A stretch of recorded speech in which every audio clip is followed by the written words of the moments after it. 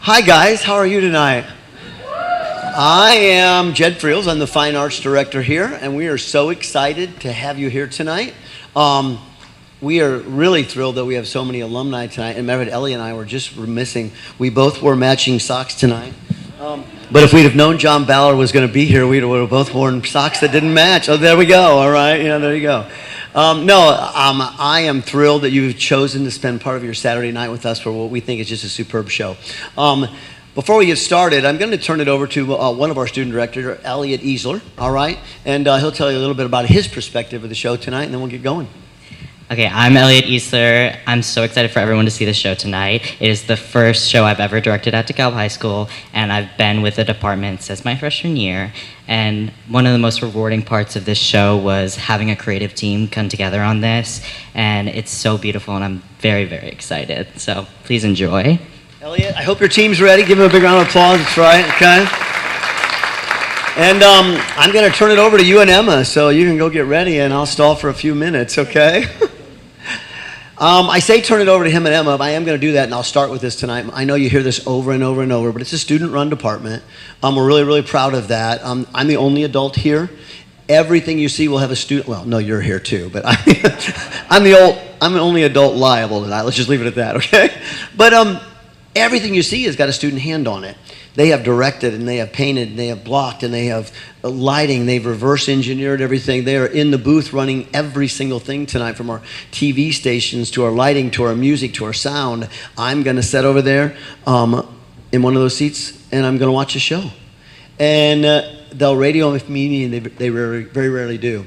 We believe that we do that because it's a teaching experience. We want to try to prepare our kids when they leave to go out and be successful. Not just as theater people, but also be confident in whatever they decide to do. So we hope that they gain the confidence from taking the reins and leading so that they can be successful in what they do. And I'm very proud of that. And that's a legacy to our alumni, which again, there's lots of them here tonight. Thank you guys. But they have set the bar and set the stage so high. And I look at, alumni that have been here many years ago, and then I look at alumni that have left and alumni that have trained the other alumni and the alumni that have trained the other people that are taking over. And I'm really proud of that legacy that you're all leaving. So that's exciting. A couple of things tonight. Thank you to our administration. They're extremely supportive of the arts. We love them to death. If you know any of our admin team, whether it's at central office or whether it's here in this building, man, make sure you thank them. Not just about the fine arts, but also about our extracurriculars in general. They do everything they possibly can to do what they can. We're finishing up our stadium project. We're embarking on what we hope will be a new student activity center. We're embarking on what we hope will be a new fine arts education center. We're really, really excited about that. All that's coming to a head here in October and November.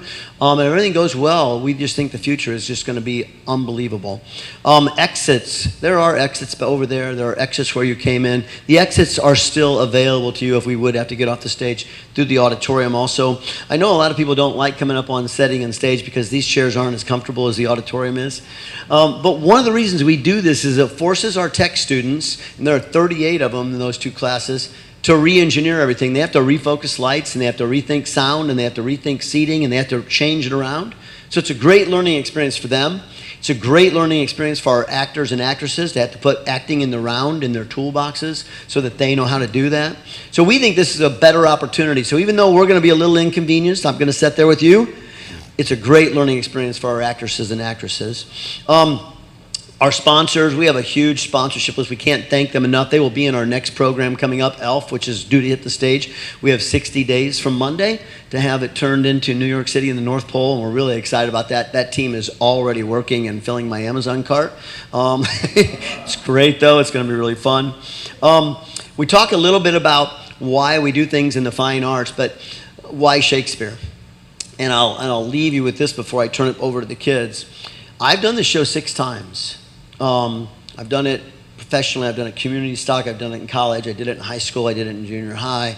I acted it out in English class like we all do. Oh my God, gag me with a spoon, right? Like I read the Cliff Notes like everybody. Shakespeare is so hard. It's just hard. And then I got to college, and I'm taking Shakespeare classes, and then I found out I thought I was done with Shakespeare, and then there's a sonnet class you got to take. Okay, how much can one guy write? And I travel, I watch Shakespeare, and I still have a hard time understanding it sometimes. Even after all that education, I go to Navy Pier and I watch the Chicago Shakespeare Company do Shakespeare, and I leave a little bit, But I'll tell you what, these kids have nailed it. They have abridged this, and they have done a version of a message that's 500 years old. A 500-year-old message about 2 families that just can't come to the table and have a conversation. And in the end, they pay the ultimate price. And when I first told the kids that we were going to do Romeo and Juliet, they sat in the theater and they went, oh, okay. Right? Because that's what we do. Now I don't think they would trade the experience for anything. What you're going to see is incredible. We'll take a 10-minute intermission after the wedding. There is no ceremony and there's no after party for the wedding. So, the bride and groom will be gone. And then after 10 minutes, their honeymoon's over and they'll be back, okay? And then we'll finish out the show for you. I'm really excited to present on behalf of the Fine Arts Department and the Theater Department, DeKalb High School Theater's Romeo and Juliet. Elliot? Emma? You guys are all, Cooper, thank you so much. I just got yelled at through the radio. You guys know what that's like. Last night, I forgot to mention that your cell phones need to be off. We have some kids they're on the balconies, and when their stuff searches for signals, our transmitters are picking up your cell phones instead.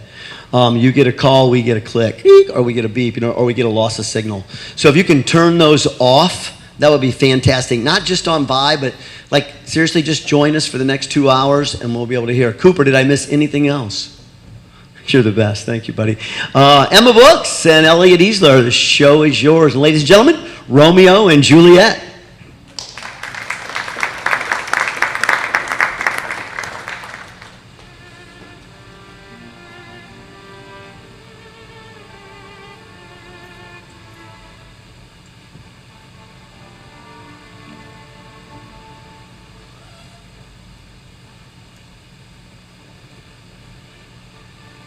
two households, both alike in dignity. In fair Verona, where we lay our scene, From ancient grudge break to new mutiny. where civil blood makes civil hands unclean. From forth the fatal loins of these two foes, a pair of star-crossed lovers take their life, whose misadventures, hideous overthrows, do with their death bury their parents' strife. The quarrels between our masters and us their men. 'Tis all one. Draw thy tool. Here comes two of the house of Montague. Quarrel not back thee. All frown as I pass by and let them take it as they list. Not as they dare, I will bite my thumb at them, which is a disgrace to them, if they bear it. Do you bite your thumb at us, sir? I do bite my thumb, sir. Do you bite your thumb at us, sir? Is the law of our side, if I say I? No. No, sir, I do not bite my thumb at you, sir, but I bite my thumb, sir. Do you quarrel, sir? Quarrel, sir? No, sir. If you do, sir, I'm for you. I serve a great man as you. No better. Say better. Here comes one of my master's kinsmen. You lie. Draw if you be men. Part, fools! Put up your swords! You know not what you do. As well as I turn this, Benvolio, look upon thy grace. I do but keep the peace. Put up thy sword, or manage it to part these men with me. What drawn and talks of peace? I hate the wars, I hate hell. Oh, Montague's in thee. Have at thee, coward!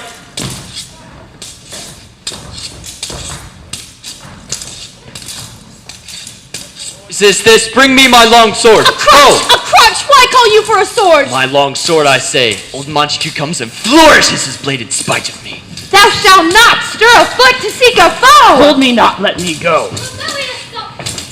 Enemies to peace!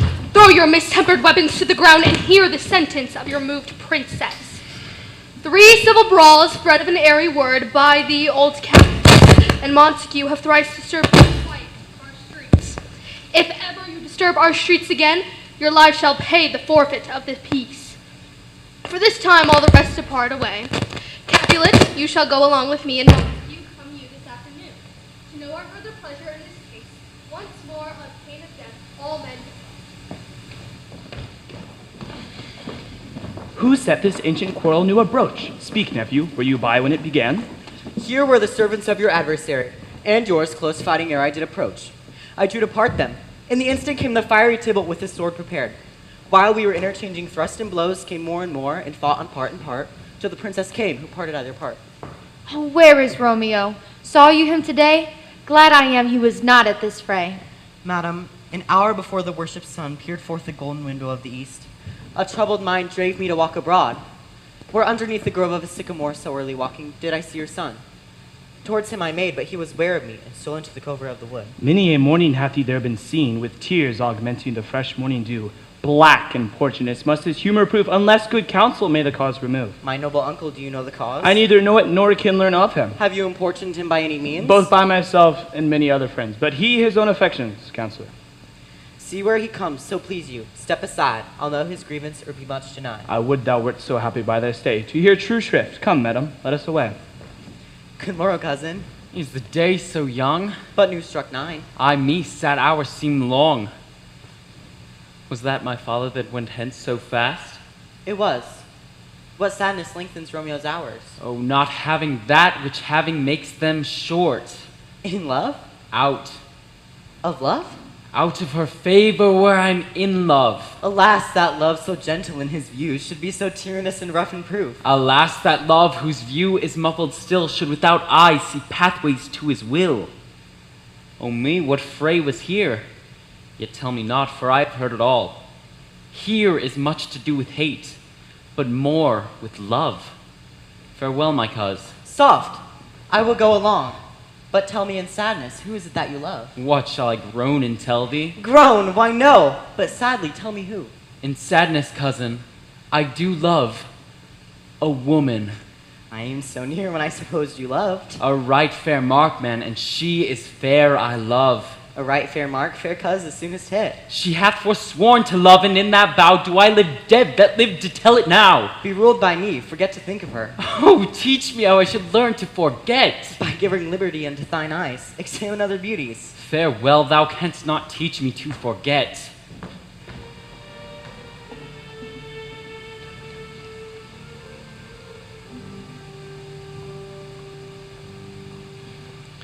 And Montague is bound as well as I, and 'tis not hard, I think, for men as old as we to keep the peace. Honorable reckoning nor you both. Because you've lived at odds so long, but now, my lord, what say you to my suit? But saying o'er what I have said before, my child is but a stranger in the world. She hath not seen the change of 14 years. Let 2 summers wither in their pride, ere we may think her right to be a bride. Younger than she, happy mothers are made. But too soon married are those so early made. The earth has swallowed all my hopes, but she's the hopeful lady of my earth. But woo her, gentle Paris, get her heart. My will to her consent is but a part. This night I hold an accustomed feast, where to have invited many a guest, such as I love, and you amongst the store. One more, most welcome, makes my numbers more. Come, go with me.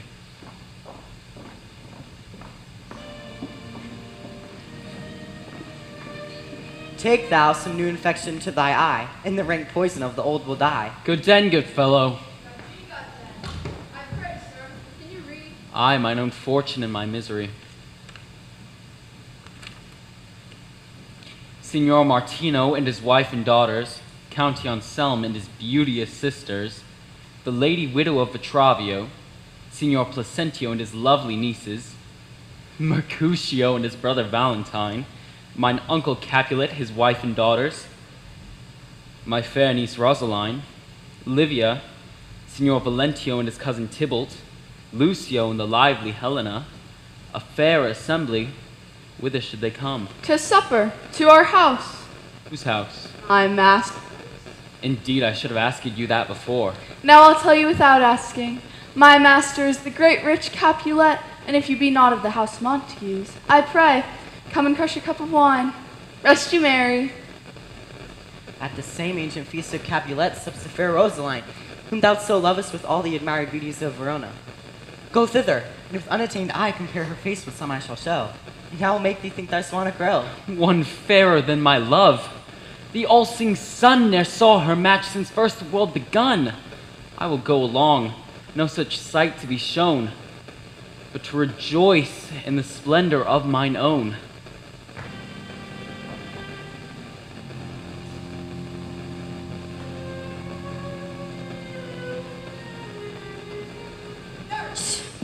Where's my daughter? Call her forth to me. Now by my maidenhead, at 12-year age, I bade her come. Oh, what lamb! What ladybird! God forbid, where is that girl? What Juliet? Who calls? Your mother. Madam, I am here. What is your will? This is the matter. Nurse, give leave a while. We must talk in secret. Nurse! Come back again. I have remembered me. Thou'st hear our counsel. Thou knows my daughter's of a pretty age. Faith, I can tell her age on to an hour. She's not 14. I'll lay out 14 of my teeth, and yet, to my teeth be it spoken, I have but 4. She is not 14. How long is it now to Lammas-tide? A fortnight and odd days. Oh, even or odd of all days the year. Come Lammas Eve at night shall she be 14. Oh, Susan and she, oh, God rest all Christian souls, were of an age. Well, Susan is with God now. She was too good for me. But as I said, on Lammas Eve at night shall she be 14. And shall she, oh Mary, I remember it well. She since the earthquake, now 11 years. Oh, and she was weaned. I never shall forget it. Of all the days of the year, upon that day, my lord and you were then at Mantua. Nay, I do bear a brave, for she could stand alone. Nay, she could have ran and waddled all about. And my husband, oh, God rest his soul, was a merry man, took up the child. Ye, quoth he, dost thou fall upon thy face? Thou wilt fall backwards when thou hast more wit, wilt thou not, Jewel? The pretty fool left crying, and said I, oh, to see how it just should come about. I warrant that I should live 1,000 years, I never shall forget it. Oh, wilt thou And the pretty fool stinted and said, Enough of this! I pray thee, hold thy peace. Peace I have done. God mark thee his grace. Oh, thou wert the prettiest babe I e'er nursed, and I might live to see thee married once I have my wish. Mary, that Mary is the very theme I came to talk of. Tell me, daughter Juliet, how stands your disposition to be married? It is an honor I dream not of. In honor? Were I not thine only nurse, I'd say thou sucked wisdom from thy teeth. Well, think of marriage now, younger than you. Here in Verona, ladies of esteem are made already mothers. By my count, I was your mother much upon these same years that you are now a maid. Thus then, in brief, the valiant Paris seeks you for his love. Oh, a man, young lady, such a man is all the world, why, he's a man of wax. Verona's summer hath not such a flower. Oh, nay, in faith, a flower, a very flower. What say you? Can you love the gentleman? This night you shall behold him at our feast. Read o'er the volume of young Paris' face, and find delight writ there with beauty's pen. So shall you share all that he doth possess, by having him making yourself no less. No less, nay bigger, for women grow by Speak men. briefly. Can you like of Paris, love? I'll look to like if looking might move, but no more deep will I dart mine eyes than your consent gives strength to make it fly. Called my young lady asked for, the nurse everything in extremity. I must hence to wait. I beseech you, follow straight. We follow thee. Juliet, the county stays. Go, girl, seek happy nights to happy days.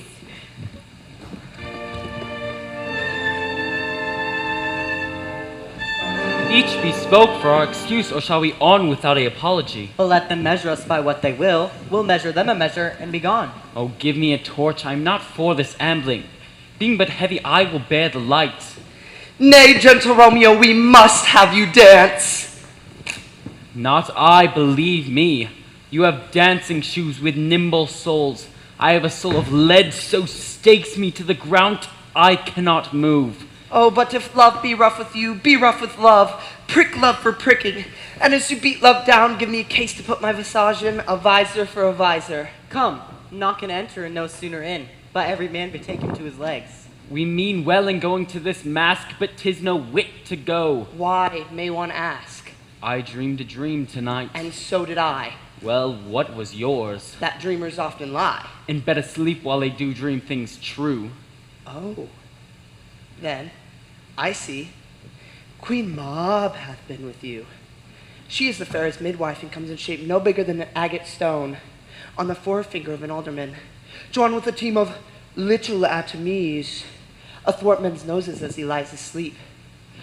Her wagon spokes of long spider's legs, the cover of the wings of grasshoppers, the trace of the smallest spider's web, the collar of moonshine's watery beam, her whip of cricket's bone, the lash of film, and in this state she gallops night by night through lovers' brains. And then they dream of love, or ladies' lips who straight on kisses dream, which oft the angry mob with blisters plagues, because her breaths with sweetmeats tainted are. Sometimes she come with tithes pig's tail, tickling a parson's nose as he lies asleep. Then dreams he himself of another benefice. Sometimes she driveth through a soldier's neck, then he dreams he of cutting foreign throats. Drums in his ear, at which he starts and wakes, and thus being frightened swears a prayer or two, and sleeps again. This is the hag when maids lie on their backs that presses them and learns them first to bear, making them women of good carriage. This is she. Peace, peace, Mercutio, peace, thou talkest of nothing. True, I talk of dreams, which are children of an idle brain, which is as thin a substance as the air, and more inconstant than the wind, who woos even now her frozen bosom of the north, and thus being angered puffs away from thence, and turns her face to the dew-dropping south. This wind you talk of blows us from ourselves. Supper is done and we shall come too late. Too early, I fear, for my mind misgives. Some consequence yet hanging in the stars shall bitterly begin his fearful date with this night's revels. and expire the term of a despised life closed in my breast by some vile forfeit of untimely death. But he who hath the steerage of my course, direct my sail.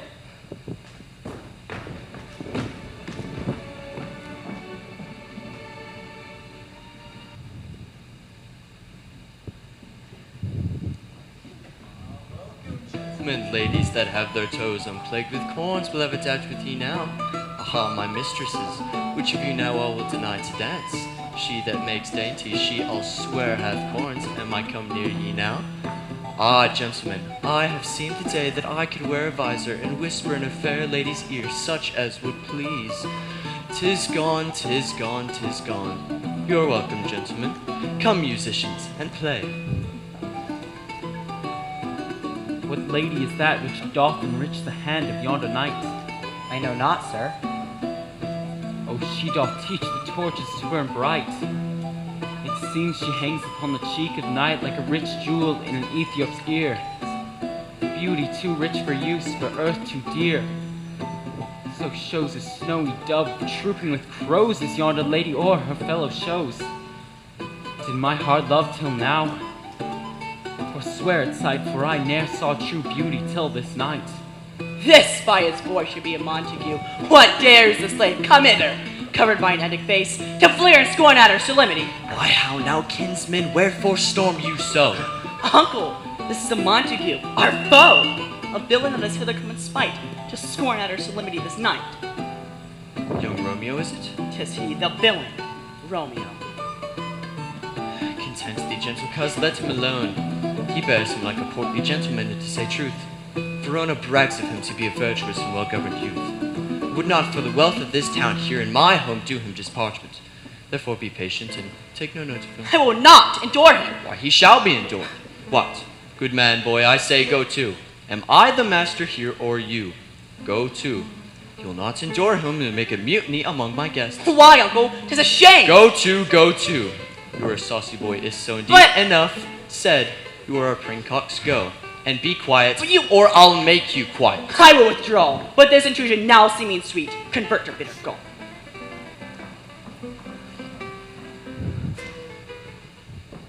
If I profane with my unworthiest hand this holy shrine, the gentle fine is this. My lips, two blushing pilgrims, ready stand to smooth that rough touch with a tender kiss. Aye, good pilgrim, you do wrong. Your hands too much, which manly devotion shows in this. For saints have hands that pilgrims' hands do touch, and palm to palm is holy palmer's kiss. Have not saints lips and holy palmers too? Aye, pilgrim, lips that they must use in prayer. Oh, then, dear saint, let our lips do as hands do. They pray, grant thou, lest faith turn to despair. Saints do not move, thou grant for prayer's sake. Then move not while my prayer's effect I take. Thus from my lips by yours my sin is purged. Then have my lips the sin that they took. Sin from thy lips? O trespass sweetly urged, give me my sin again. You kiss by the book. Your mother craves a word with you. What is her mother? Oh, merry bachelor. Her mother is the lady of the house, and a good lady, and a wise and virtuous. I nursed her daughter, that which you talked withal, and I tell you, he that can lay hold of her shall have the shanks. Is she a Capulet? Oh, dear account, my life is my foe's debt. Oh, come. What yon gentleman? I know not. Ask his name if he be married. My grave is like to be my wedding bed.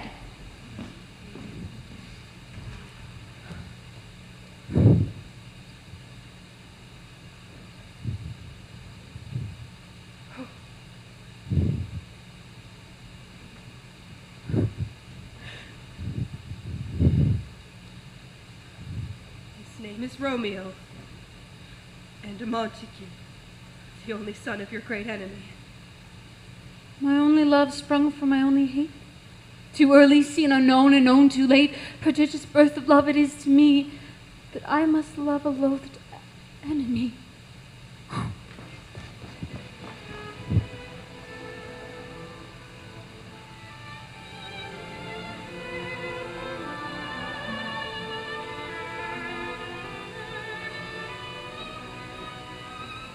Romeo, my cousin Romeo.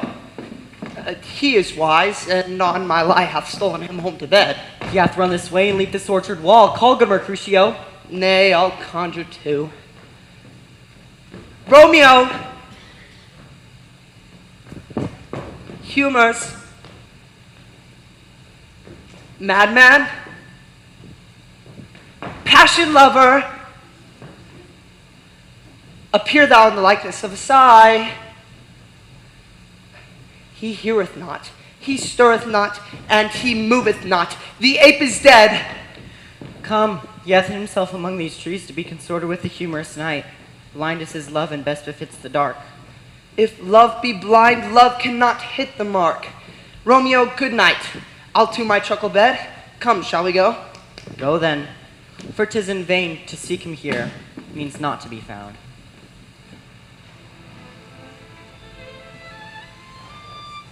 Stars that never felt a wound, but soft, with light through yonder window breaks. It is the east, and Juliet is the sun. Arise, fair sun, and kill the envious moon, who's already sick and pale with grief. It is my lady, it is my love. Oh, that she knew she were. She speaks, yet says nothing. What of that? Her eye discourses. I will answer it. Oh, but I am too bold. 'Tis not to me that she speaks. Two of the fairest stars in all the heaven, having some business, do entreat her eyes to twinkle in their spheres till they return. See how she lays her hand upon her cheek. Oh, that I were a glove upon that hand, that I might touch that cheek. Ay me! She speaks. Oh, speak again, bright angel. O Romeo, wherefore art thou Romeo? Deny thy father and refuse thy name. Or if thou wilt not, be but sworn, my love, and I will no longer be a Capulet. Shall I hear more, or shall I speak at this? 'Tis but a name that is my enemy. Thou art not a Montague. What is Montague? It is nor hand, nor foot, nor arm, nor face, nor any other part belonging to a man. Oh, be some other name. What's in a name? That which we call a rose by any other name would smell as sweet. Where Romeo would, so where Romeo called. Retain this deep affection of which he owes. Without that title, it is no part of thee. Take all myself. I take thee at thy word. Call me but love, and I'll be new baptized. Henceforth I never will be Romeo. What man bescreens me in the night, so stumbled upon my counsel? By a name I know not how to tell thee who I am. My name, dear saint, is hateful to myself because it is an enemy to thee.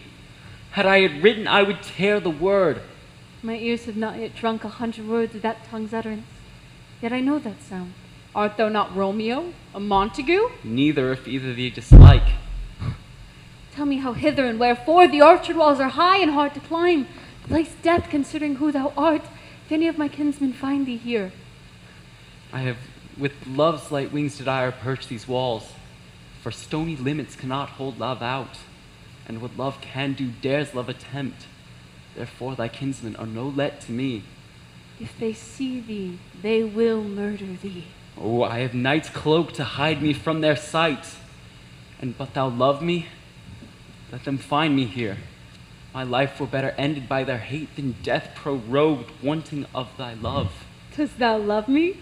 I know that I will say aye, and I will take thy word for it. If thou say, love's prodigious, then say, Jove laugh, O gentle Romeo. If thou dost love me, pronounce it faithfully. Or if thou think I'm too quickly won, I will frown if they say nay. I will too at the end of the world. In true fair Montague, I am too fond, therefore think my behavior light. But trust me, true gentleman, I will prove more true than the likes to be strange. Oh, I should have been more strange, but ere I was swear thou overhearest. So pardon this light-yielding love the dark night hath so discovered. Lady, by yonder blessed moon, I swear. Do not swear by the moon, the inconstant moon, that monthly change in her circle orb, unless likewise love prove variable. What shall I swear by? Do not swear at all, and if thou must swear, swear by thy gracious self, for thy is the God of my idolatry, and I will believe thee. If my heart's dear love. Sweet good night, this bud of love, summer's ripening breath hast so fondly discovered, may provide a beauteous flower when next we meet. Sweet, sweet good night. Rest and repose come to thy heart as lie within my breast. Wilt thou leave me so unsatisfied? What satisfaction canst thou have denied? The exchange of thy love's faithful vow for mine. Oh, I did give thee mine before thou did request it. And yet, I would give it to thee again. Wouldst thou withdraw it? For what purpose, love? But to be frank and give it to thee again, I wish for the things I have. My bounty is as boundless as the sea. My love is deep. The more I have, the more I give, for both are infinite. Juliet? Your noise, adieu, love. Anon, good nurse. Sweet Montague, be true. Stay but a little. I will come again. Oh, blessed, blessed night. I am afeard, being a night, that all this is but a dream. Too flattering sweet to be substantial. Your words, dear Romeo, and a good night indeed. If thy bent of love be honorable by thy purpose marriage, send me word tomorrow, and I will procure to come to me. There in what time thou wilt perform thy rite, and I will lay my fortune at thy feet, and follow thy kinsmen throughout the world. Madam! I come anon! But if thou meanest not well, I do beseech thee. Madam! By and by I come to cease thy suit, and leave me to my grief. So thrives my soul. 1,000 times good night. 1,000 times the worse to want thy light. Romeo, My love, what o'clock tomorrow shall I send to thee? the hour of 9. I will not fail. It is but 20 years till then. I did forget why I did call thee back. Let me stand here till thou remember it. I shall forget to have thee stand here, remembering how I love thy company. And I'll still stay to have thee still forgetting any other home but this. Good night, good night. Parting is such sweet sorrow that I shall say good night till it be morrow.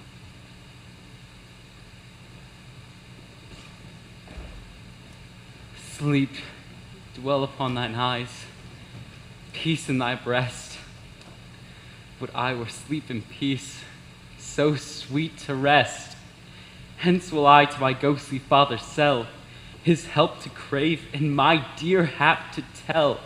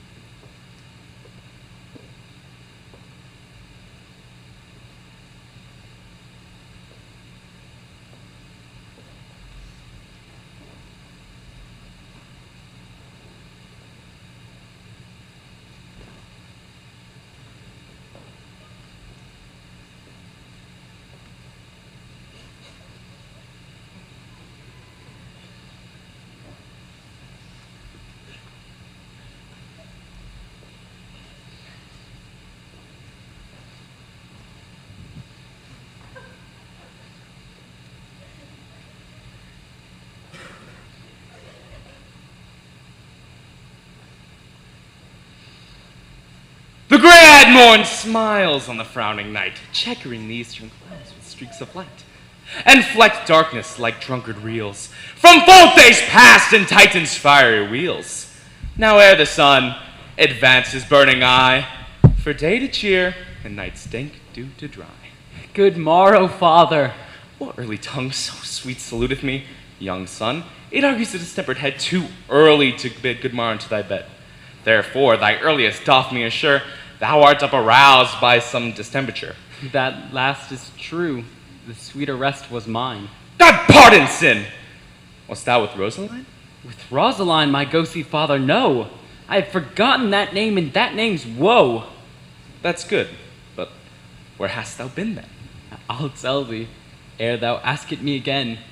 I've been feasting with mine enemy, where on a sudden one hath wounded me.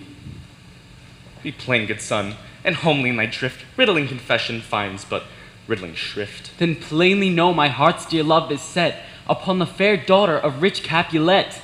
As mine on hers, so hers is set on mine, and all combined, save what thou must combine by holy marriage.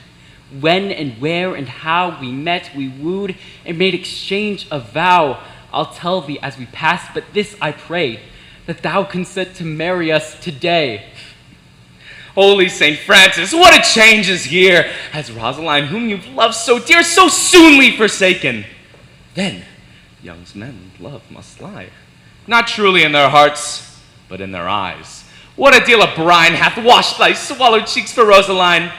If thou hast changed, pronounce this sentence then. Women may fall when there's no strength in men. Thou chidest me for loving Rosaline. For doting, not for loving people mine. And badst me bury love? To lay one in a grave, another out to have. I pray thee, chide not she whom I love now.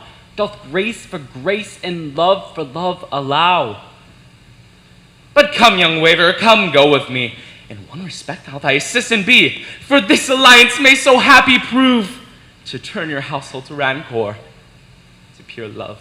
Oh, let us hence, I stand on sudden haste. Wisely and slow they stumble that run fast.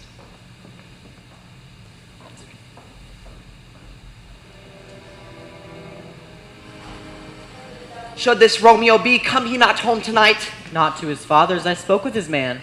Oh, that same pale, hard-hearted wench, that Rosaline that torments him so, that he will surely run mad. Tybalt, the kinsman of old Capulet, hath sent a letter to his father's house. A challenge on my life. Romeo will answer it. Any man that can write may answer a letter. Nay, he will answer the letter's master. How he dares being dared. Alas, poor Romeo's already dead. Stabbed with the white wench's black eye, shot through the ear with the love song, the very pin of his heart cleft by the blind bow-boy's butt shaft. And is he a man to encounter Tybalt? Why? What is Tybalt? More than a prince of cats, I can tell you. Here comes Romeo. Oh, Signor Romeo! Bonjour. There's a French salutation to your French slop. You gave us a counterfeit fairly last night. Good morrow to you both. What counterfeit did I give? The slip, sir, the slip. Can you not conceive? Pardon, good Mercutio, my business was great, and in such a case as mine, a man may strain courtesy. Come between us, good Benvolio, for my wits faint. Oh, switch and spurs, or I'll cry a match. Why? Now art this better now than groaning for love? Now art thou sociable? Now art thou Romeo? Now art thou what thou art? As by art is by nature, and this love is like a great natural that runs loathing up and down to hide his bowel in a hole. Stop there, stop there. You darest to tell me in my tail against the hair? Thou else would have made thy tail large. Thou art deceived. I would have made it short, for I'd come to the whole depth of my tale and meant indeed to occupy the argument no longer. Here's goodly gear. A sail, a sail. Two, a shirt and a smock. Peter! Oh, no! My fan, Peter. Oh, good Peter. To hide her face, for the fans the fairer face. God ye good morrow, gentlemen. God ye good den, fair gentlewoman. Is it good den? 'Tis no less, I tell you, for the bawdy hand of the dial is now in the prick of noon. Out upon you! What a man are you! One gentlewoman that God hath made for himself to mar. By my troth, it is well said, for himself to mar, quotha. Gentlemen, can any of you tell me where I may find the young Romeo? I am the youngest of that name for fault of a worse. If you be he, sir, I desire some confidence with you. She will invite him to some supper. A bod. Soho. I will follow thee. Farewell, ancient lady. Farewell. Mary, farewell!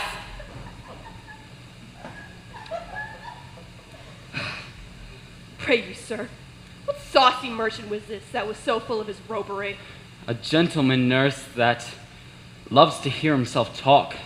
He can speak more in a minute than he will stand to in a month. And to speak a thing against me, and I'll take him down. Oh, 'twere lustier than he is than 20 such jacks. And if I cannot, I will find those that shall. Oh, scurvy knave! I am none of his flirt gills, I am none of his skeins mates. And thou must stand by too, suffer every knave to use me at his pleasure. Scurvy knave! Pray you, sir, a word. As I have told you, my young lady bade me inquire you out. For what she bade me say, I will keep to myself.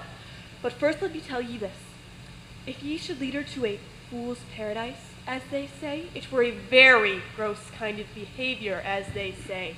For the gentlewoman is young, and therefore if you should deal double with her, truly it were an ill thing to be offered to any gentlewoman, and a very weak dealing. Commend me to thy mistress. Bid her devise some means to come to shrift this afternoon, and there she shall in Friar Lawrence's cell be shrived and married. Here's for thy pains. No, truly, sir, not a penny. Go to, I say you shall. This afternoon, sir? She'll be there. Farewell, commend me to thy lady and mistress. Oh, well, my mistress is the sweetest lady. Oh, and Lord, when she was a twatting little thing, she would... Oh. There's a noblesman in town, one Paris, who would fain lay knife abroad. Commend me to thy lady. Aye, 1,000 times. Peter! Peter, take my fan and go before, and apace.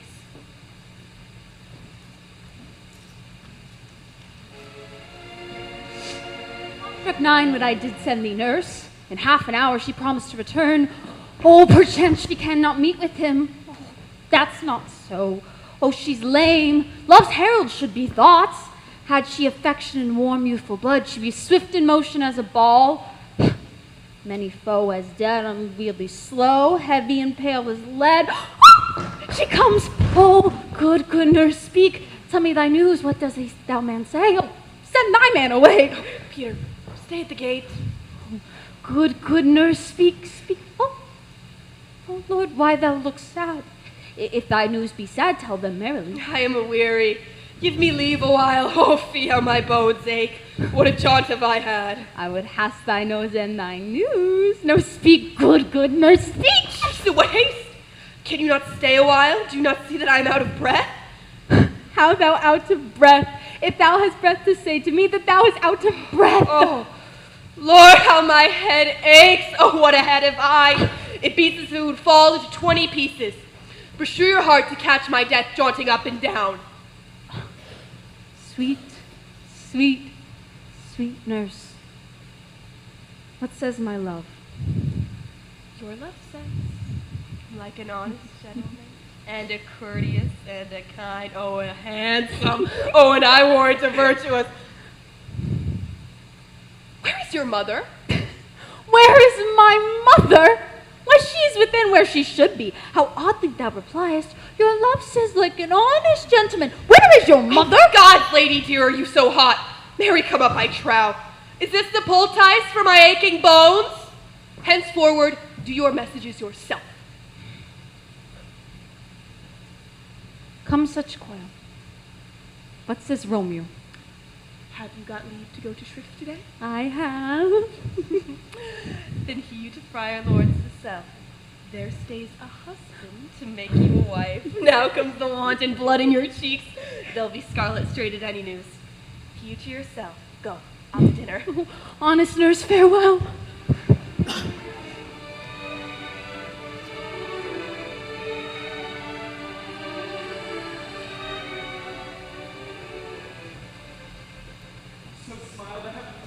Act that after hours with sorrow chides us not.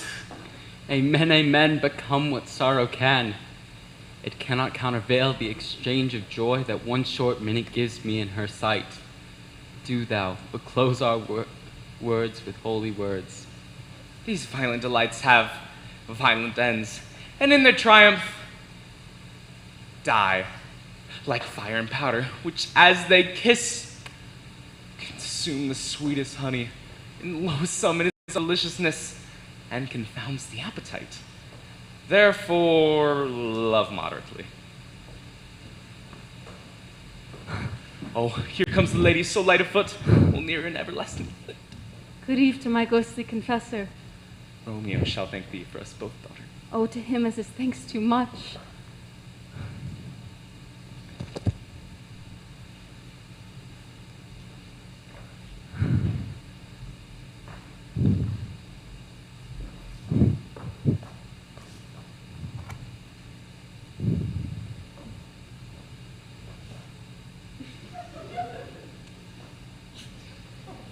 I,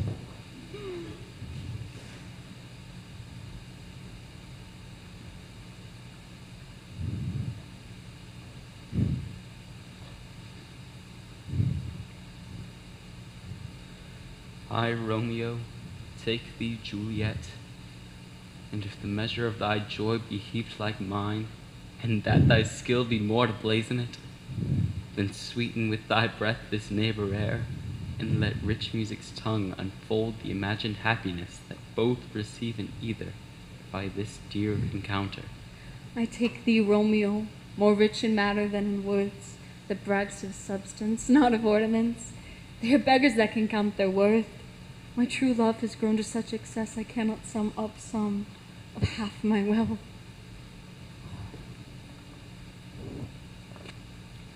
Come, for we'll sleep short work. For by your leaves, you two shall not sleep alone until Holy Church incorporate 2 in 1.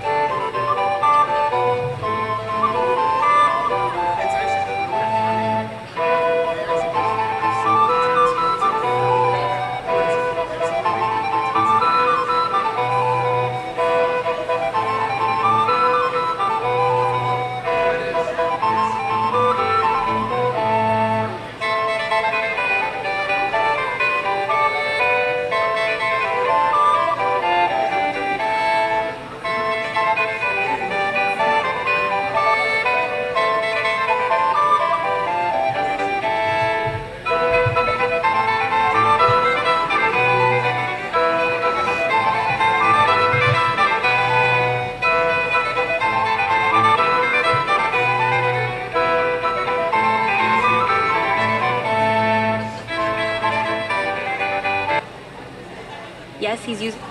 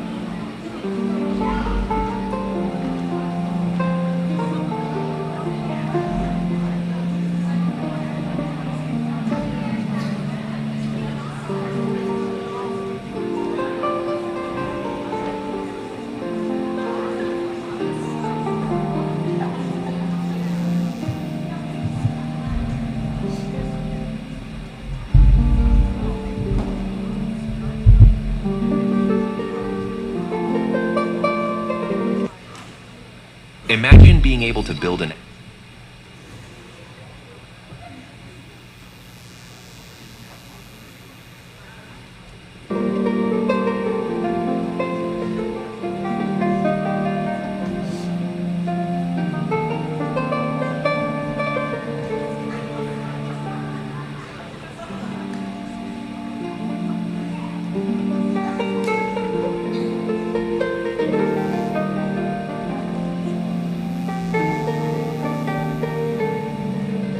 I pray thee, good Mercutio, let's retire. The day is hot, the Capulets abroad, and if we meet, we shall not escape a brawl. For now these hot days is the mad blood stirring. Thou art like one of those fellows that when he enters the confines of a tavern, claps me his sword on the table and says, God send me no need of thee. And by operation of the second cup, draws it on the drawer when indeed there is no need. Am I like such a fellow? Nay, and there were two such, for we should have none here shortly, for one may kill the other. Say, thou hast quarrelled with a man in the street for coughing because he had wakened thy dog that hath lain asleep in the sun. Didst thou not quarrel with a tailor because he wore his new doublet before Easter, and another for tying his shoe with an old riband? And yet thou wilt tutor me from quarrelling. By my head, here come the Capulets. By my heel, I care not. Gentlemen, good den. A word with one of you. And but a word with one of us. Why not double it with something? Make it to word and blow? You shall find me apt enough that, sir, and you will give me occasion. Couldst thou not take some occasion without giving? Mercutio, thou consortest with Romeo. Consort? What dost thou make us, minstrels? And make minstrels of us? Look to hear nothing but discords. Here's my fiddlestick, here's that shall make you dance, zounds consort. We talk here in the public haunt of men.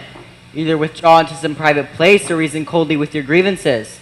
Here all eyes gaze on us. Good. Men's eyes were made to look, and let them gaze. I will not budge for no man's pleasure, I. Well, peace be with you, sir. Here comes my man, Romeo. The hate I bear thee can afford no better term than this. Thou art a villain.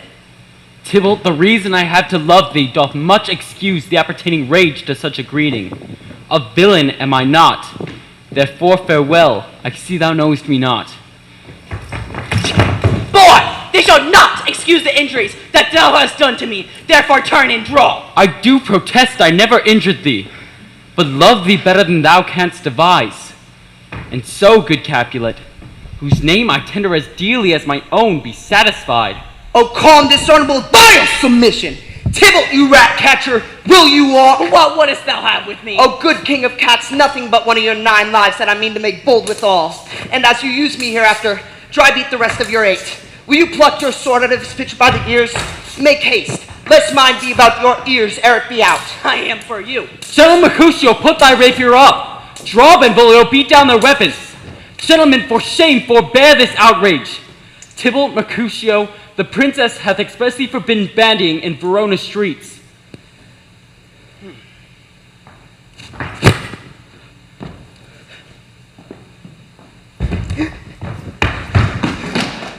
I am hurt. A plague of both your houses. I am sped. Is he gone? And hath nothing! What art thou hurt? I a scratch. Mary, where's my page? Go, villain, fetch me a surgeon. Courage, man, the hurt cannot be much. No, 'tis not so deep as a well, nor so wide as a church door. But 'tis enough. 'Twill serve. Ask for me tomorrow, and you shall find me a grave man. A plague of both your houses! Zounds, a dog, a rat, a cat, a mouse to scratch a man to death. Why the devil you came between us? I was hurt under your arm. I thought all for the best. Help me into some house, good Benvolio, for I shall faint. Oh, plague of both your houses. I have it, and soundly too. Plague of one of your houses. Romeo, brave Mercutio is dead. Oh, this day's black fate on more days doth depend. This but begins the woes others must end. Here comes the furious Tybalt, back again. Alive in triumph and Mercutio slain. Now, Tybalt, take back the villain that late thou gavest me. For Mercutio's soul is but a little ways above our heads, staying for thine to keep him company. Either thou or I or both must go with him. Thou wretched boy, that didst console him here, shall with him. This shall determine that. Oh, you black-hearted beast, be gone from this sanctuary, this graveyard.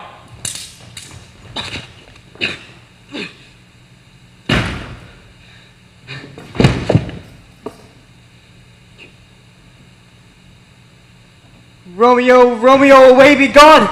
The citizens are up and Tybalt slain. Don't stand amazed. The princess will doom thee death if thou art taken. Hence be gone, away! Oh, I am fortune's fool. Where are the vile beginners of this fray? O noble princess, I can discover all. The unlucky marriage of this fatal brawl. There lies the man slain by young Romeo, that slew thy kinsman, brave Mercutio. Princesses, thou art true. For blood of ours, shed blood of Montague. Benvolio, who began this bloody fray. Tybalt here slain, whom Romeo's hand did slay. Romeo that spoke him fair bade him bethink how nice the quarrel was that urged withal. Your high displeasure, all this uttered, with gentle breath, calm look, knees humbly bowed, could not take truce with the unruly spleen of Tybalt deaf to peace. An envious thrust from Tybalt hit the life of stout Mercutio, and then he fled.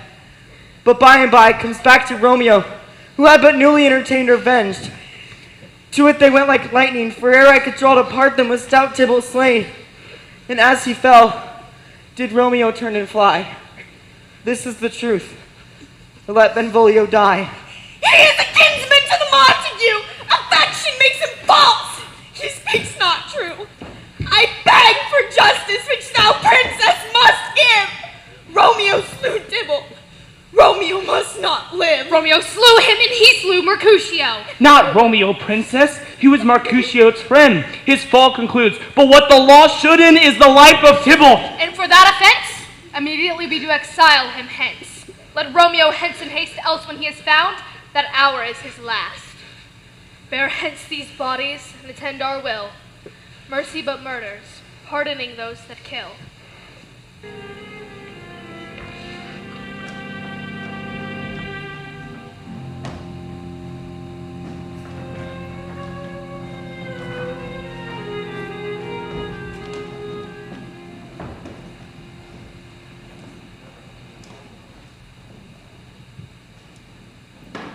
Gallop apace your fiery-footed steed towards Phoebos' lodge, and bring me my Romeo, and when he shall die, taken and cut out the little stars, and all the face of heaven shall be so fine that all shall be in love with the night. Oh, here comes thy nurse. She brings news. Every one that speaks Romeo's name speak heavenly, eloquently. Oh, nurse, why is thy ring thy hand? Dead. He's dead, he's dead. Oh, we are undone, my lady, we are undone. Alack the day, he's gone, he's killed, he's dead. Can heaven be so envious? Romeo can, though heaven cannot. Oh, Romeo, Romeo, whoever would have thought it. Romeo. What devil ought that torment me? Hath Romeo slain himself? I saw the wound. I saw it with mine own eyes, here upon his manly breast, a piteous course. Pale, pale as ashes, all bedaubled in blood, I swooned at the sight. Oh, poor bankrupt, poor broken heart, break all at once. Oh, Tybalt, the best friend I ever had. Oh, courteous Tybalt, honest gentleman, that ever I should live to see thee dead. Have Romeo slaughtered and Tybalt slain? My dear loved cousin and my dear lord. Tybalt is gone. And Romeo banished. Romeo that killed him, he is banished.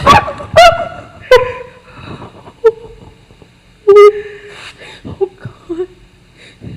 Did Romeo's hand shed Tybalt's blood? Did Allah say it did? Serpent heart, hid with a flowering face, with every book containing such vile matter be so fairly bound. Should deceit dwell in such a gorgeous palace? There is no trust, no faith, and no honesty in men. All perjured, all forsooth, all not, all dissemblers. Shame on Romeo! Blistered by thy tongue for such a wish, he was not born with a shame upon a brow. Shame is a shame to sit. Will you speak well of he who killed your cousin? Shall I speak ill that is my husband? Oh, Lord, how will I smooth thy name when I, 3-hour wife, have mangled it? That villain cousin would have killed my husband. My husband, that Tybalt slain and Tybalt slain, that saved my husband. All this is comfort, wherefore I weep. Where is my mother? Where is my father, nurse? Weeping and wailing over Tybalt's corse. Wash thy wounds with their tears, while mine shall be spent where theirs are dry. Over Romeo's banishment.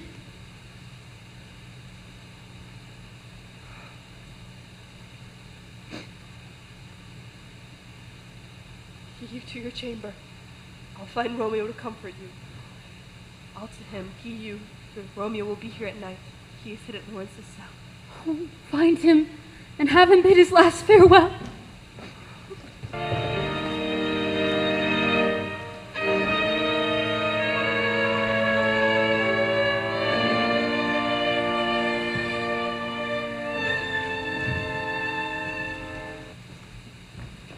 Father, what news? What less than doomsday is the princess's doom?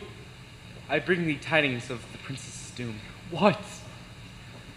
A gentler judgment vanished from her lips. Not body's death, but body's banishment. Banishment. Be merciful, say death, do not say banishment. Henceforth from Verona art thou banished.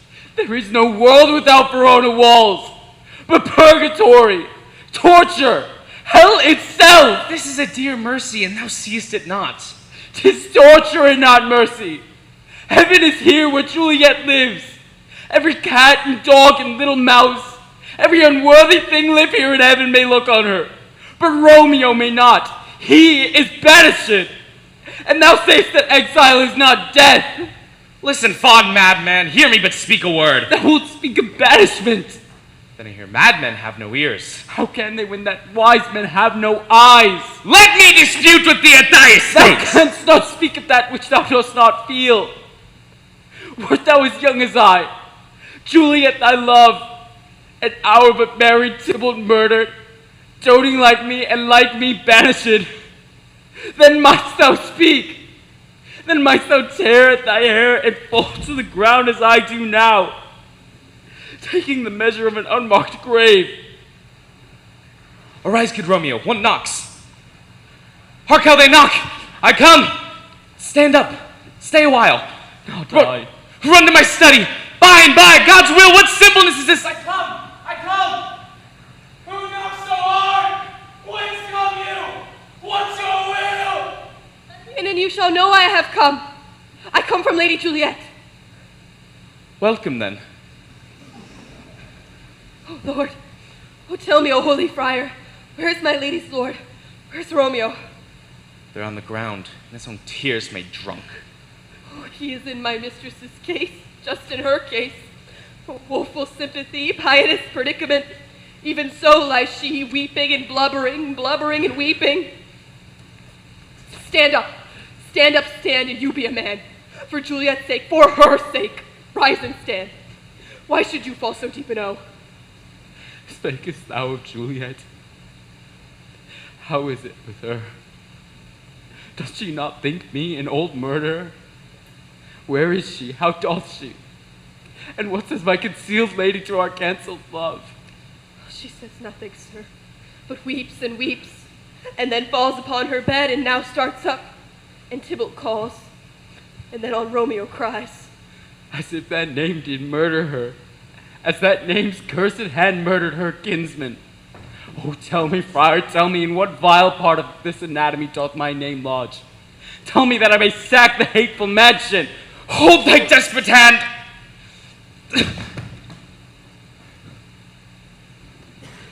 Art thou a man? Thy form cries out thou art. Thy tears are womanish. Thy wild acts denote the unreasonable fury of a beast. Hast thou slain Tybalt? Wilt thou slay thyself? Thy Juliet is alive. There art thou happy? Tybalt would kill thee, but thou slewest Tybalt. There art thou happy too. The law that threatens death becomes thy friend and turns it to exile. There art thou happy? A pack of blessings lights up upon thy back. Go to thy lady, ascend her chamber, hence and comfort her. But look not to stay before the watch be set, for thou shalt not be able to pass to Mantua, where thou shalt stay, till we can find a time to blaze your marriage, reconcile your friends, beg pardon the princess, and call thee back with 1,000 times more joy than thou wouldst forth in lamentation. Go before, nurse, commend me to thy lady, which heavy sorrow makes the entire house unto. Romeo is coming. Oh, Lord, I could have stayed here all night to hear such good counsel. I'll tell my lady he will come. You make haste, for it grows very late. How well my comfort is revived by this. Hold. Get you gone, but let me give you thy estate.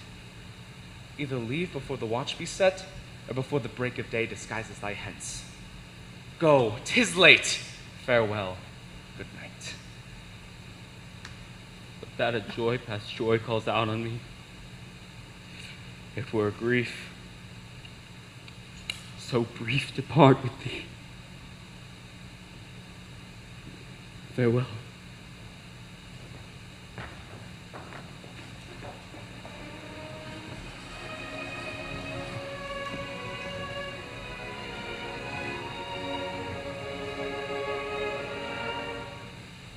Things have fallen so unluckily that we haven't had time to move our daughter.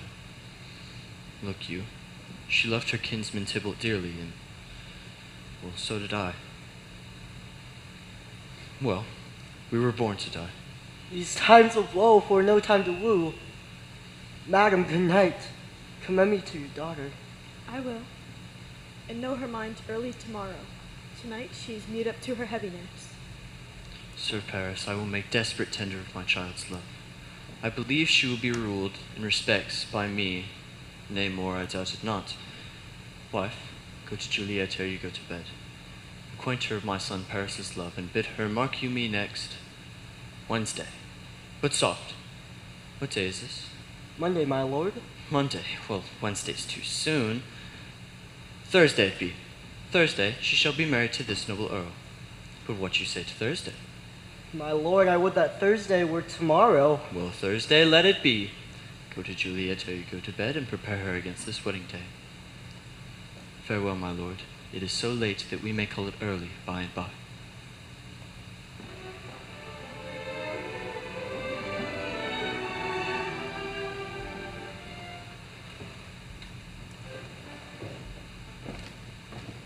Is thou gone so soon? It is not yon daylight, I know it. It was the nightingale, not thy lark, that pierced thine hollow of thy ear. Nightly she sings on yon pomegranate tree. Believe me, love, it was the nightingale. It is the lark, no nightingale. Night's candles are burnt out, and jocund day stands tiptoe on misty mountain tops. I must be gone and live, or stay and die. It's not yon daylight, I know it, therefore stay but a little. Let me be taken. Let me be put to death. I am content so thou wilt have it so. I will say yon grey light is not the morning's eye, nor is that not the lark whose notes do beat the vaulty heavens high above our heads.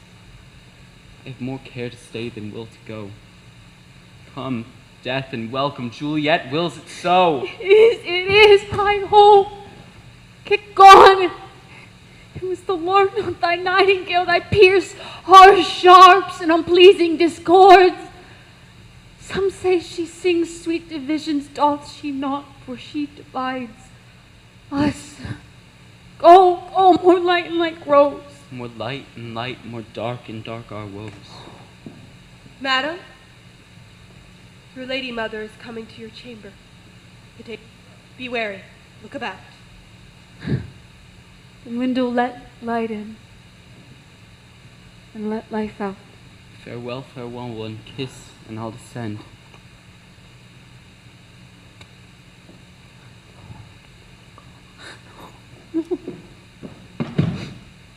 Is thou gone so soon? My husband, my lord, my love, my friend. I must hear from thee every hour in the day, for there are many minutes in the day. in many years where I ere behold my Romeo again. I will omit no opportunity that may convey my greetings, love, to thee. Romeo, shall we ever meet again? I doubt it not, and all these woes shall serve as sweet discourses in our time to come. You up? How now, who calls? Is that my lady mother? Why is she up so early and down so late? What unaccustomed procures her hither? Why, how now, Juliet? Madam, I am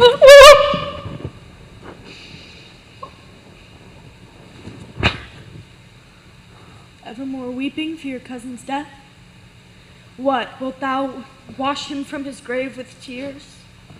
And even if thou couldst not make him live. Therefore have done. Some grief shows much of love. Thou weepest not so much for his death as that the villain lives which slaughtered him. What villain is that, madam? That same villain, Romeo. We will have vengeance for it, fear thou not. Then weep no more.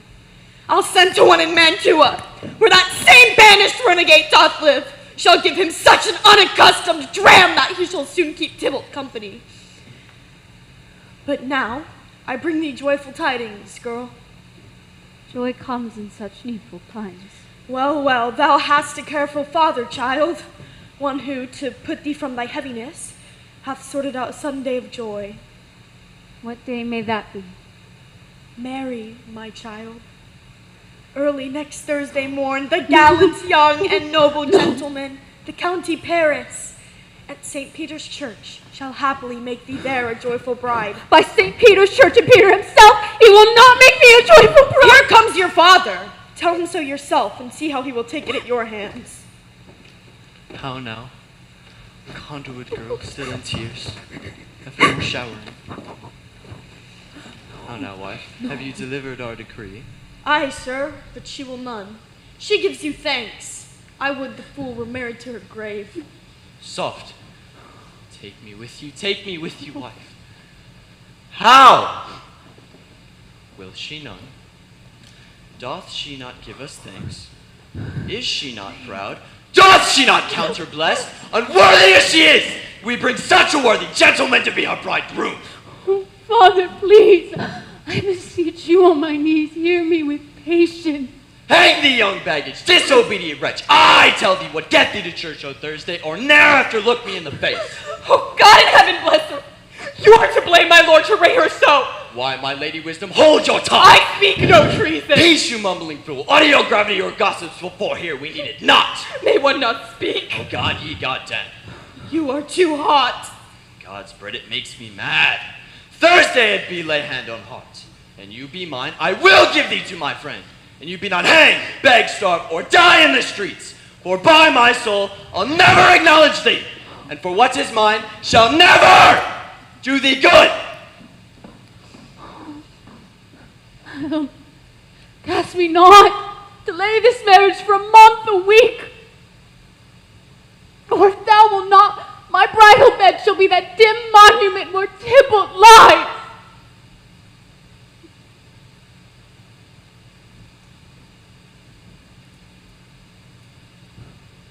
Talk not to me, for I'll not speak a word.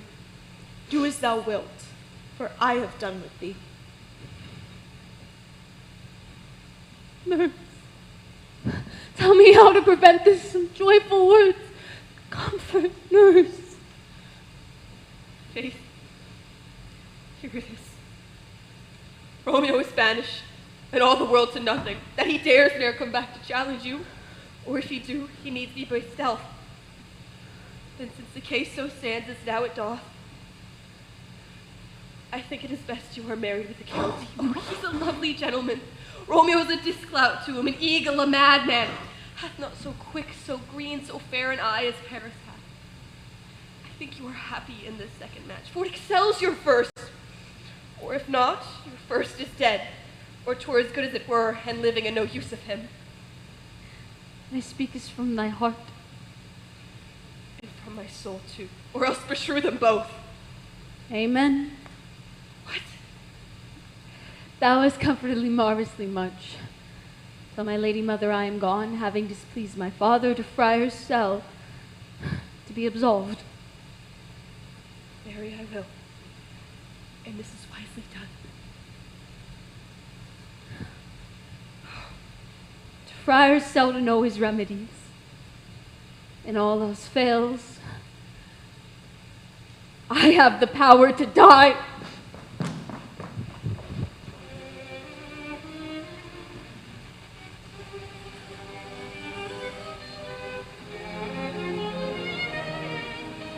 On Thursday, sir, the time is very short.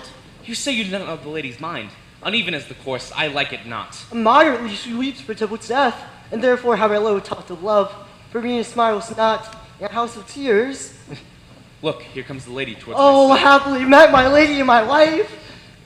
That may be, sir, when I may be a wife. That maybe must be, love. On Thursday's next. What must be, shall be. Come you to make confession to this father? That I must confess to you. Oh, poor soul, thy face is much abused with tears. Are you at leisure, Holy Father? Or shall I come to you at evening mass? My leisure serves me, pensive daughter. Now, my lord, we must entreat this time alone. Oh, God, shield, I should disturb devotion, but Juliet, on Thursday early I will rouse thee. Till then I do, and keep this holy kiss.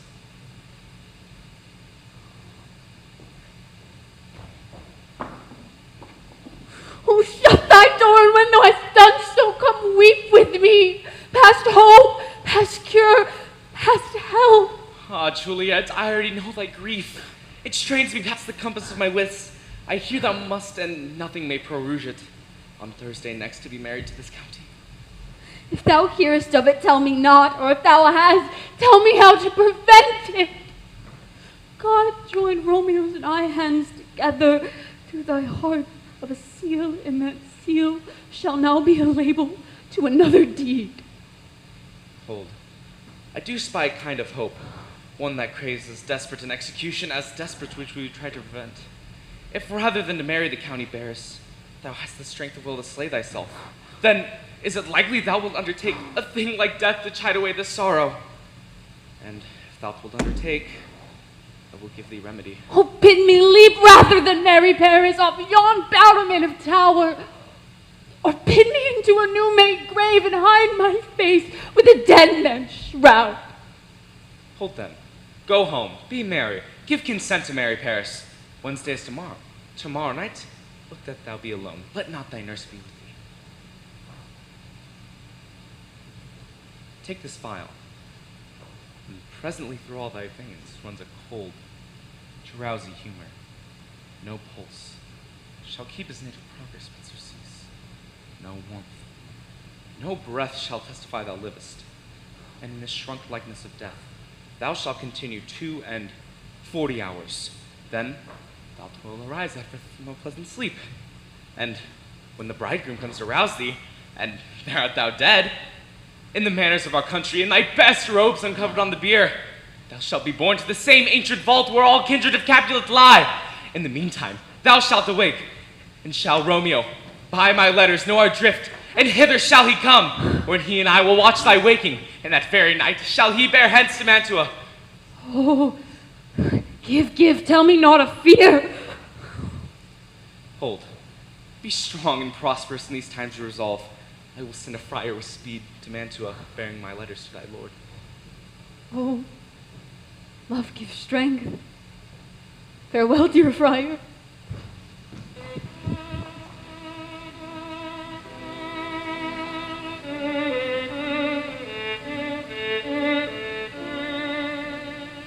Why is my daughter gone to Friar Lawrence? Aye, forsooth. Well, he may have a chance to do some good on her. See where she comes from shrift with merry look. How now, my headstrong? Where have you been getting? Repenting for my disobedience opposition, for I am ever ruled by you. This is well.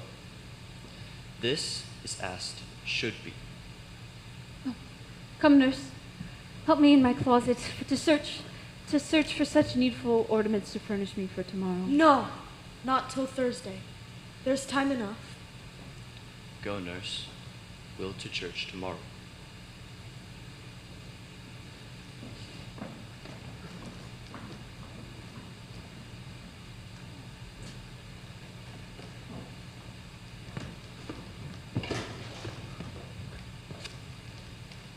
Oh, yes.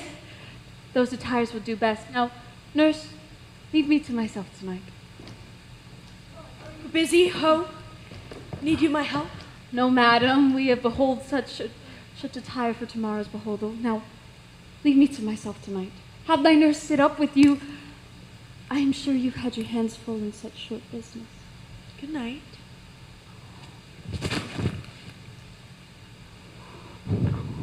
Get thee to bed, and rest, for thou hast need. Farewell.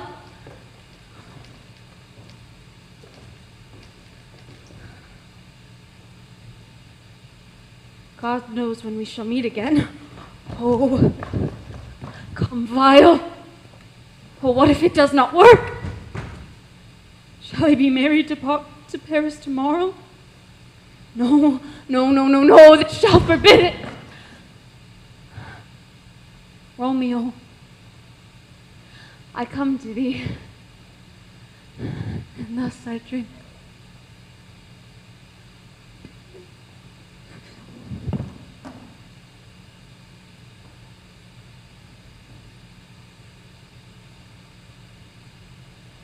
Mistress?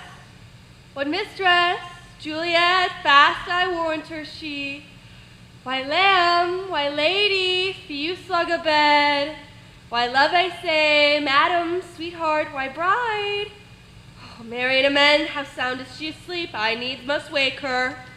Madam, madam, madam? Oh, what dress? And in your clothes and down again? Oh, I needs must wake you. Lady. Lady? Lady?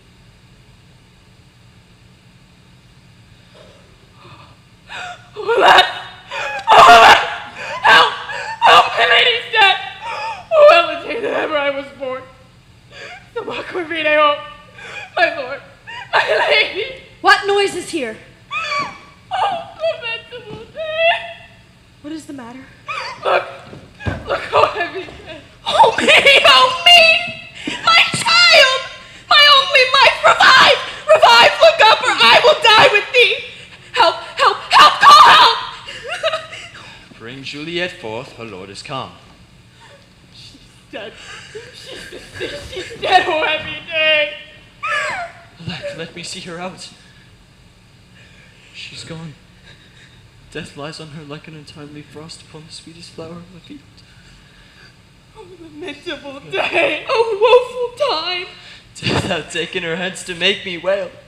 It ties up my tongue and it will not let me speak. Come, is the bride ready to go to church?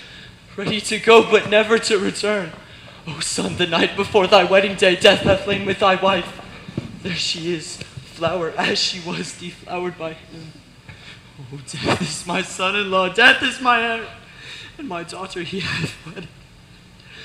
I will die and give all life living as his death. Have I thought so long to see this morning's face, and God thinking me such a sight as this? Accursed, unhappy, wretched, hateful day! Most miserable hour that e'er time saw! Uncomfortable time, why camest thou now to murder our solemnity? Alack, my child is dead, and with her all my joys are buried. All things we ordain festival turn their office to a black funeral. Our bridal flowers serve for a buried corse, and all things we ordain joy turn to the contrary. Sir, go you in. And madam, go with him. And Sir Paris, may we all follow the actions to find this fine corse unto her grave.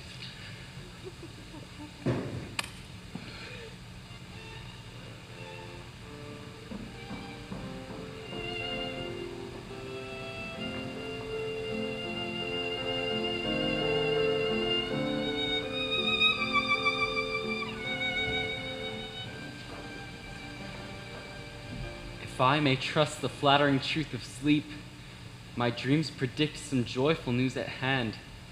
My bosom's Lord sits lightly in a throne, and all these days an unaccustomed spirit lifts me above the ground with cheerful thoughts. I dreamt my lady came and found me dead. Strange dreams that give dead men permission to think, and breathed such life with kisses that I revived and was an emperor. Oh, how sweet is love itself when even love's dreams are so rich in joy. News from Verona. How now, Balthasar? Hast thou no letters to me from the friar? How doth my lady? Is my father well? How fares my Juliet, that I ask again, for if she be well, nothing can be ill. And ill. Her body rests in the capel's monument. In her memorial part with angel lives, I saw her laid low in her kindred's vault. Oh, pardon me for bringing these ill news, since you did leave it from my office, good sir. Is it even so? Then I defy you, stars! I do beseech you, sir. Have patience. Your looks are pale and wild and do import some misadventure. Tush, thou art deceived! Hast thou no letters to me from the friar? No, my good lord. No matter, get thee gone and hire horses. I will leave here tonight.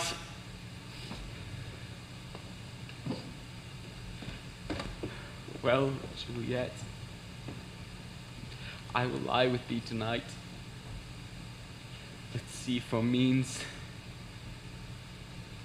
Oh, mischief, thou art swift to enter in thoughts of desperate men. I do remember an apothecary.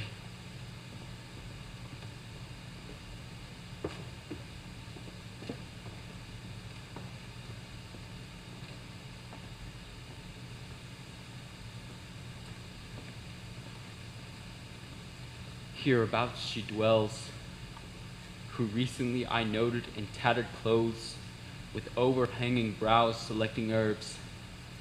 Meager were her looks, sharp misery had worn her to bones, and in her needy shop a tortoise shell hung, an alligator stuffed, and other skins of ill-shaped fishes.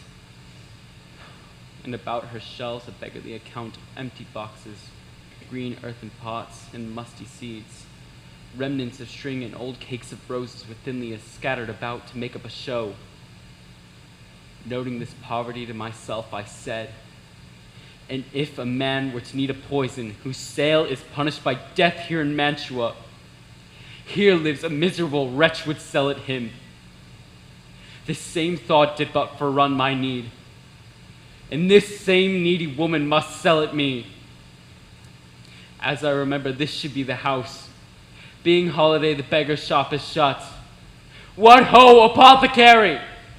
Who calls so loud? Come hither, woman, I see that thou art poor.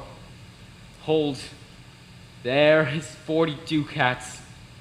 Give me a drop of poison, such soon-speeding substance as will disperse itself through all the veins, that the life-weary taker may fall dead, and that the trunk may be discharged of breath as violently as hasty powder fired from a fatal cannon's womb. Such mortal drugs I have, but Mantua's law is death to any he that sells them. Art thou so poor, and full of wretchedness, and fearest to die? Famine is in thy cheeks, need and oppression starveth in thine eyes. Contempt and beggary hangs upon thy back. The world is not thy friend, nor the world's laws. The world affords no law to make thee rich, then be not poor, but break it and take this. My poverty, but not my will, consents. I pay thy poverty and not thy will. Put this in any liquid thing you will, and drink it all. And if you had the strength of 20 men, it would dispatch you straight. Here is like gold. Worse poison for men's souls. Doing more murder in this loathsome world than these poor compounds thou mayest not sell. I sell thee poison, thou hast sold me none. Farewell, buy food and get thyself in flesh. Come cordial and not poison. Go with me to Juliet's grave. There must I use thee.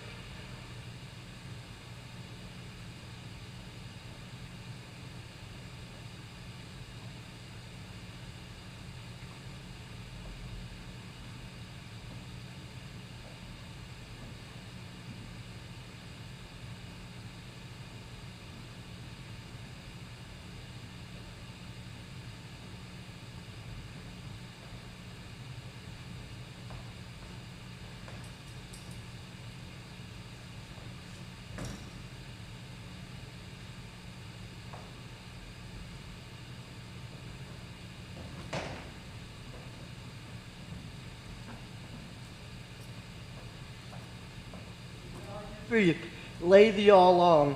Hold in thine ear close to the hollow ground, so shall no foot upon the churchyard tread, but thou shalt hear it.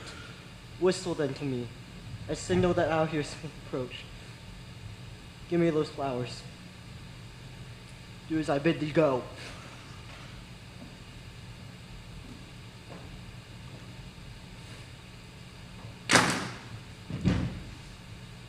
Sweet flower, with flowers thy bridal bed I strew.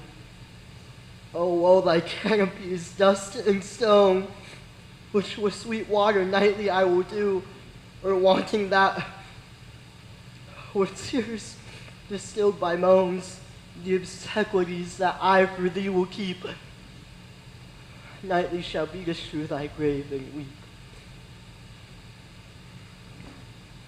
The boy gives warning something doth approach.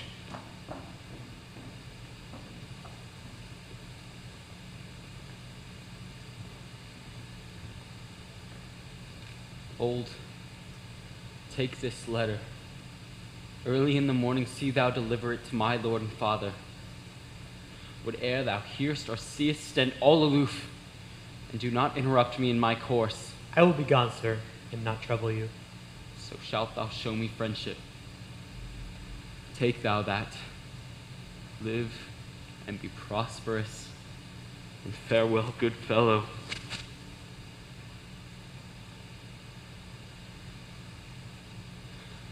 Thou detestable maw, thou womb of death, gorged on the dearest morsel of the earth. Thus I enforce thy rotten jaws to open, and in despite I'll cram thee with more food. Stop thy hell toil, vile Montague! Can vengeance be pursued further than death?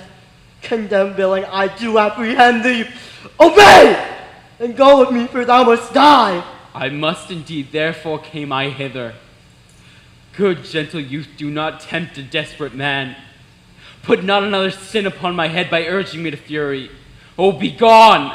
I do defy thy conjurations, and apprehend thee here for felling. Wilt thou provoke me? Then have at thee, boy. Your unholy and blasphemous crimes must be paid for, and I shall be your executioner. You are a creature driven and derided by vanity. Hence my eyes burn with anguish and rage. I am a man by loss and loyalty. You are the Pharaoh's dog by wicked pleasure. I shall lay at my love's grave till your mortal debts are paid. Yet she is my love too, and you are but an adulterer to our holy union. Oh, I am slain. If thou be merciful, lay me with Juliet. In faith, I will. Let me peruse this face. Mercutio's kinsman, noble county Paris. Death, lie thou there, by a dead man interred.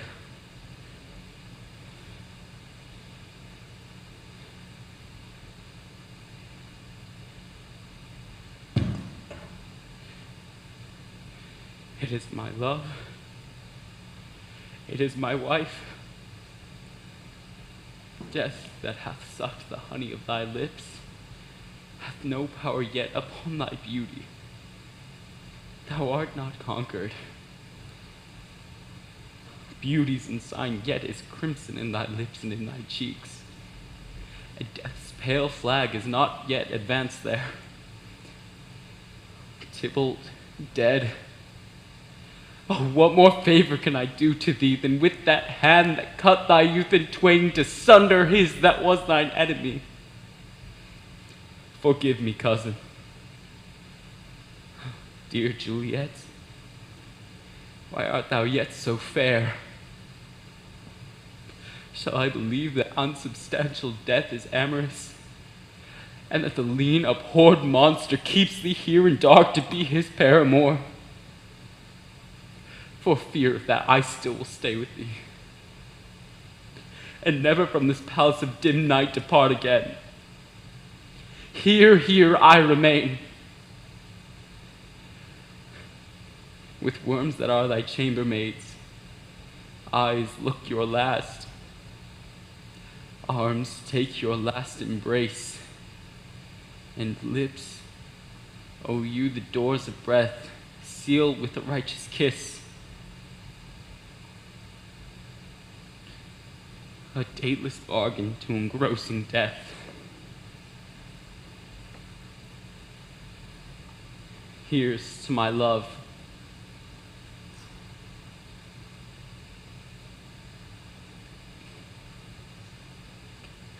O true apothecary, thy drugs are quick. Thus, with a kiss, I die.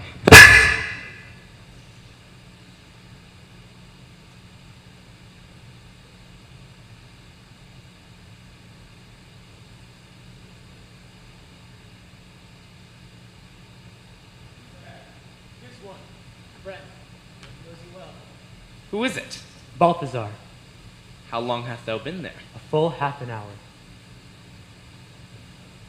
Go with me to the vault. I dare not, sir. The master knows not that I am gone hence. And fearfully, he did menace me with his death, if I did stay to look on his intents. Stay then. I'll go alone.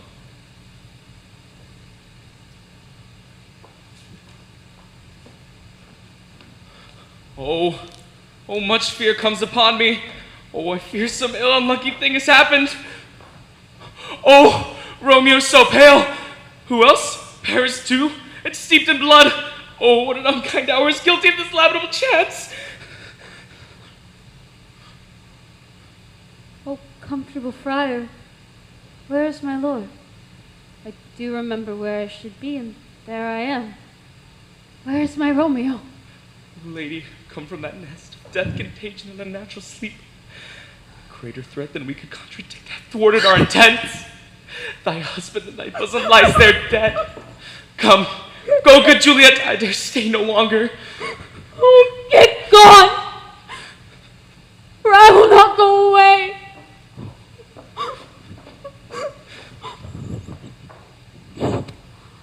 What's this? A cup, clothed in my lover's hand. Poison I see had been this timely end. Oh, sure, drank all, and not a friendly drop for me. I will kiss thy lips, happily some poison hanging them to die with a restorative.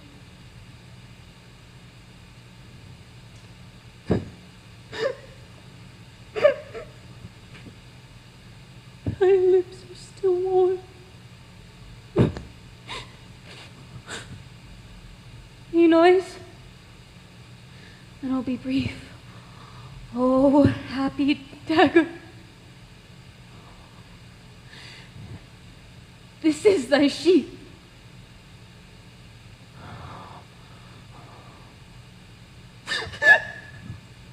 Thy rust. And let me die. Oh, Romeo.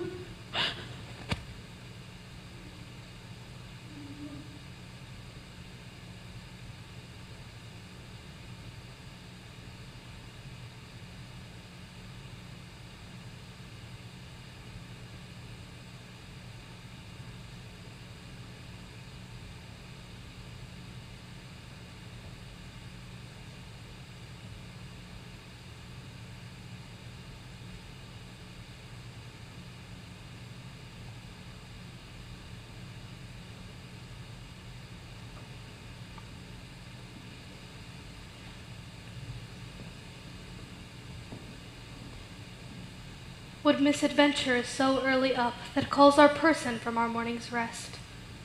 What noise is this, that they be shrieking so abroad? The people in the streets cry Romeo, some Paris and some Juliet, and all run with open outcry towards our monument. What fear is this which startles in our ears? Sovereign, here lies the county Paris lady and Romeo, dead, Juliet dead before you killed. Come, Montague, thou art early up. See thy son and heir more early down.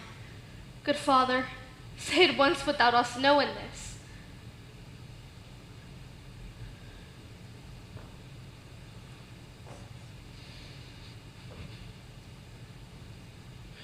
Romeo, there dead, was husband to that of Juliet.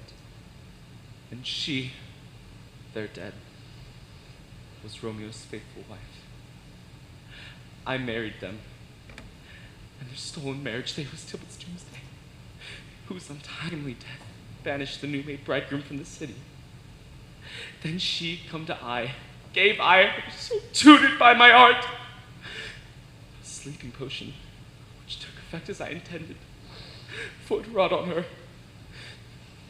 In the meantime, I writ to Romeo, but he who which bore my letters was stayed by accident. And all that I know in this marriage is that her nurse is privy, and all of this was miscarried by my fault. Let my old life be sacrificed some hour before this time unto the rigor of Sarah's law. I still have known thee for a holy man. Where's Romeo's man? What can he say in this? I brought my master news of Juliet's death. Then in post he came from Mantua, to the same place, to the same monument. Where be these enemies? Capulet? Montague? See what a scourge is laid upon your hate, that heaven find mean to kill your joys with love. And I, for winking at your discords too, have lost a brace of kinsmen? All are punished. A gloomy peace this morning with it brings. The sun, for sorrow, will not show its head. For never was a story of more woe than this of Juliet and her Romeo.